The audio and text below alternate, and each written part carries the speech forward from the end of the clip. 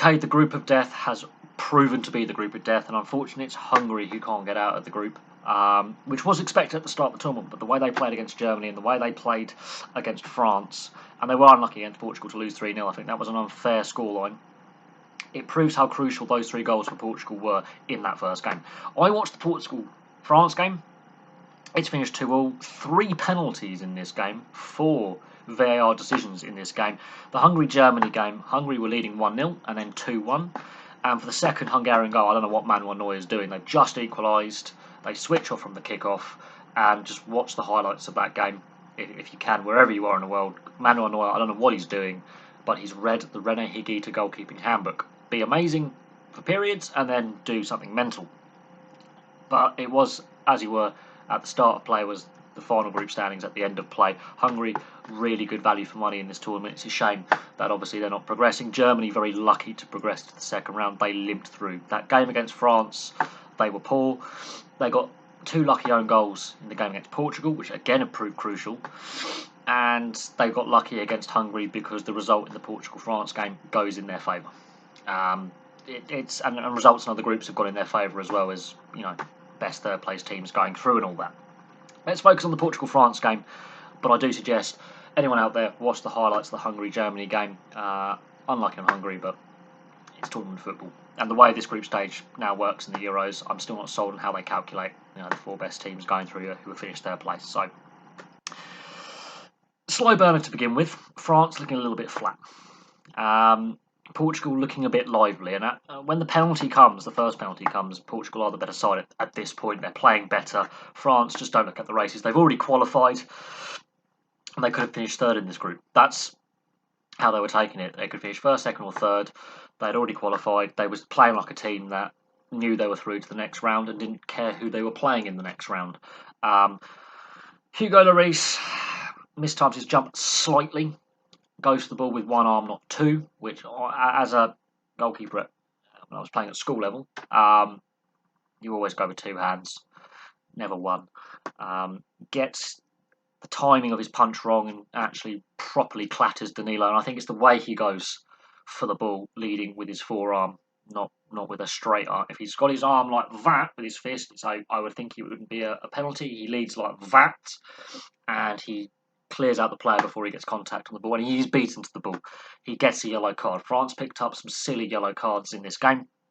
3 minutes faffing around with VAR and discussions with the players and the referee. Ronaldo on 30 minutes finally gets to take the penalty. VAR got that one right. The Benzema penalty, which he takes, VAR, there's a block on Mbappe, but is it a block? Dubious decision. Benzema, on the stroke of half-time, scores that penalty. I will say this, Pogba, good in flashes, poor in other areas of the game. His long through balls, brilliant. He creates the second goal for Benzema just after half-time on 47 minutes. However, on his defensive aspects of the game, he's not good enough. And Man United fans and Juventus fans will tell you that throughout his career, he's lazy in defence. The way France play, you need to have all 10 outfield players pressing in defence.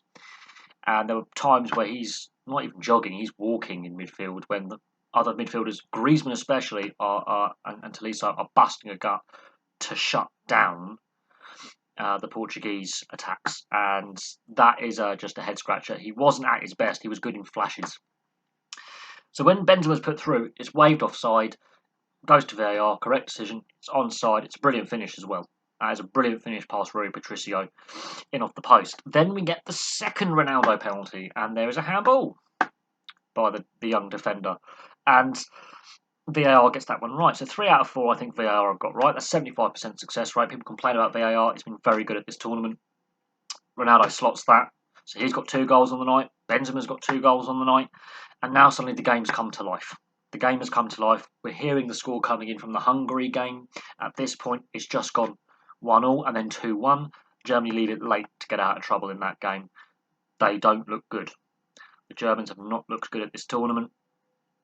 And that's obviously filtering through to the stadium. Now, when it's 2-1, that means anything can happen. If Hungary get another goal and Portugal concede another goal, they're going out because the head-to-head against Germany, goal difference may come into it, so they have to play. And they are showing signs of going. It opens up. It's a 50% possession game at this point, equal number of chances. Then the Rui Patricio double save. At this point, Germany are losing 2-1. Hungary are in second place in the group. If Rui Patricio doesn't pull off the first or the second save, Portugal are going out at this point.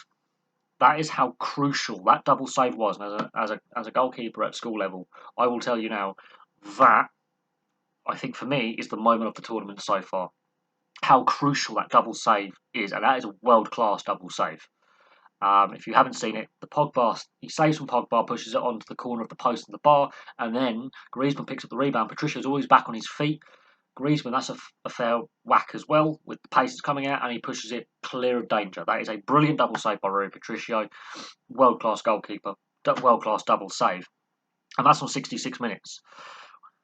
As the game goes on, France are giving away silly fouls, though, and they're picking up a lot of bookings here. Now,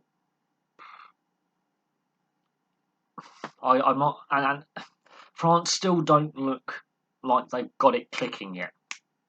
Portugal are playing as a team. France playing like individuals who are part of a team. There's too much individualistic effort going on with the French, whereas Portugal, there's some good build-up play. They're linking well, and Ronaldo doesn't have to be the main man. He doesn't have to create everything. Other players are stepping up. When the second German goal goes in, it filters through to the stadium. The pace of the game completely drops off, which is a shame because it was such an open game in the second half, but France still don't look quite right. Portugal, they're playing like a team. And they're not just Ronaldo carrying them. Other members of his team have massively stepped up since the last World Cup, since the last Euros. It's not just Ronaldo carrying the team now. There's a team ethos where other players, young and old, veteran and novice, are building into something. And while they haven't been at their best in the group stage, they are simmering nicely with how they're playing and connecting and building in midfield and creating. France looking undercooked, looking underdone. In the Germany-Hungary game, the goals are coming through. Germany made hard work of that, and the way they played, especially watching the game against France, they were poor. They woke up a little bit against Portugal, aided by 2 own goals, admittedly, but that could have been a 2-2 draw there, and that doesn't help Germany in this case. However, they're looking a little bit shaky as well. They don't look like the Germany that won the World Cup. They look like the Germany that crashed out the group stage at the last World Cup. There is something not quite right with that German team. We know Jogi Löw, it's his last tournament, but they don't look great either. So, looking forward, I think Portugal, for me, look the most complete team coming out of this group, and obviously hard luck on Hungary. The effort they put in all 3 games, they deserve to get out of the group personally, just for effort, energy, and work rate. But obviously they lack that little bit of class and that little bit of elite level finishing. But full credit to Hungary being great quality and good value for money in this tournament. And this really was the group of death. And Germany have limped through to the next round. France coasted through to the next round. They don't look quite right. They don't look world beaters. And Portugal rode their luck to get through to the next round. The most difficult group to predict. It's bizarre. But there we go. Thank you very much for watching. Please place your thoughts below, and I'll have some more videos for you very, very soon.